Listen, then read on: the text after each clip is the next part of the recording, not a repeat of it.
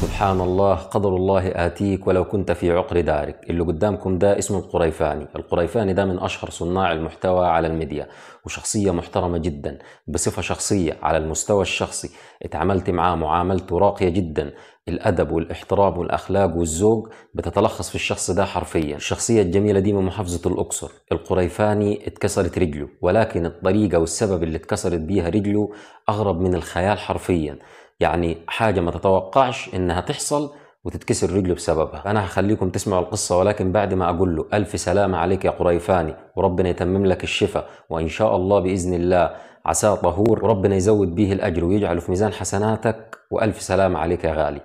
اسمعوا القصة اللي حصلت مع القريفاني. طب ازاي رجلي اتكسرت اصلا؟ شوف يا معلم، لما رحت انام حلمت بكابوس، عقارب بتجري ورايا في قلب الصحراء، فقمت فاطط من على السرير جيت على سيف رجلي ورجلي اتكسرت.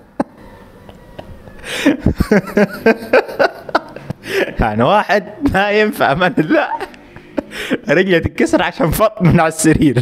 تضحك على شوية، تضحك على شوية. فيعني صديقي اعرف ان قدر الله جاي لا محال.